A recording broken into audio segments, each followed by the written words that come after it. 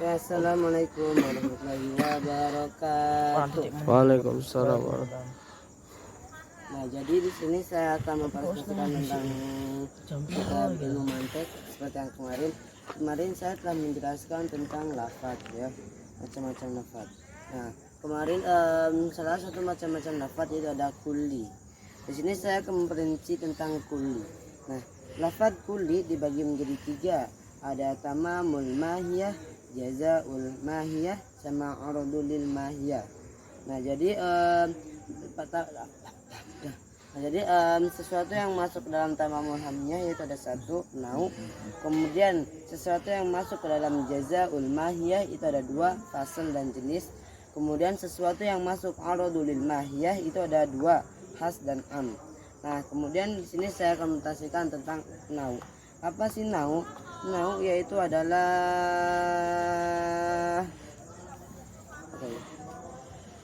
kita akan membuka buku. Apa sih nau?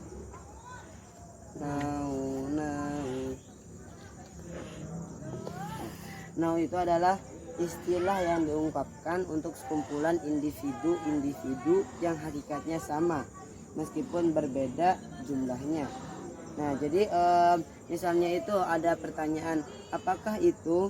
Sedangkan di situ ada Zaid, ada Umar, ada Joko, dan ada Budi. Nah, mereka terus ada yang bertanya, apakah mereka itu? Maka dijawab langsung, mereka adalah manusia yang satu spesies sama. Ya, seperti itu. Ya, individu yang hakikatnya sama.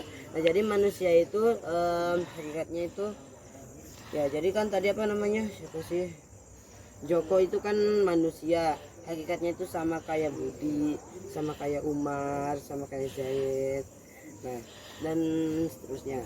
Nah, nau dibagi menjadi empat, ada nau ba'id, nau qarib, nau mutawasid, dan nau munfarid. Nah, kemudian selanjutnya ada jenis. Apa sih jenis? Jenis yaitu adalah bagian penyusun hakikat yang mengarah pada hakikat itu sendiri. Nah, dan mengarah pada hakikat-hakikat lain. Jadi misalnya itu ada segerombolan kuda, segerombolan misalnya ada kuda, manusia, sapi, dan kambing.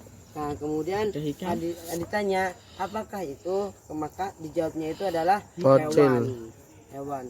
Nah, jadi di dalam buku ini manusia itu mengikuti rumus revolusi, metode revolusi yang dimana awalnya manusia itu adalah hewan. Ya. Maka di dalam kitab ini manusia sih hewan. Revolusi, rumus revolusi. Karena apa rumus revolusi awalnya kan katanya di dalam rumus itu manusia dahulunya adalah Hewan. Monyet Kamu. Monyet itu hewan.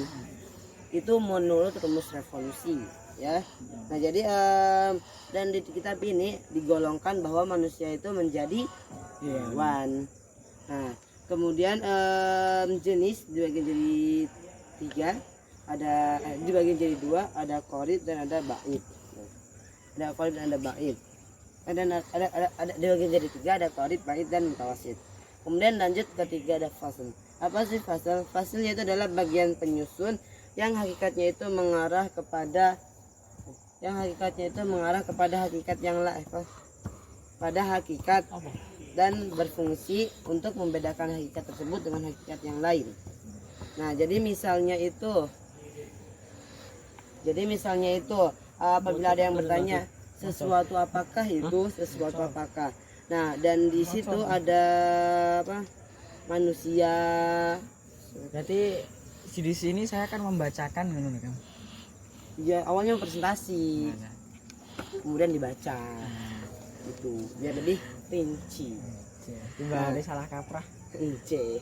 Sesat nih. Ya delokno bukumu ya iki lho. Bukune, Mak. Jangan. Makanya nanti di akhir ada endorse ya, Pak. Salah gitu. Ada endorse. Nah, misalnya pembedaan antara misalnya ada manusia, kotak terus ada beberapa jenis hewan juga. Kemudian ditanya sesuatu apakah manusia itu. Nah, jadi kan manusia itu kan termasuk hewan ya. Nah, jadi kemudian ditanya sesuatu apakah manusia itu, Iwan. yaitu Wis yang dapat bolak-balik. berpikir. Wis Nah. kudu sak tolong. Mantek ya udah mantek di sini. Bukan nih, aku ya bingung. Kemudian yang terakhir ada tentang apa? Mantap. Aradulil mahya. Aradulil mahya dibagi menjadi dua, ada khas dan am. Yang pertama am, apa sih am? Arad am adalah perkara kuli di luar hakikat yang mengarah pada hakikat itu sendiri dan pada hakikat yang lain. Nah, jadi arad am dibagi menjadi dua, ada To'am. lazim dan ada mufarad. Nah, contoh yang lazim misalnya itu micin bernafas ya, secara stabil potensi. Lazim itu artinya Wah. sifat yang melekat ya, sifat yang melekat. Contohnya itu Loh, aku takut bernafas secara lapo. potensi. Maksud secara berpotensi itu adalah potensi Masuk yang dihasilkannya banget. sebuah Apa sih? perkara Apa sih? saat ada maupun tidak adanya perkara tersebut. Nah, kemudian lanjut ada mufarad.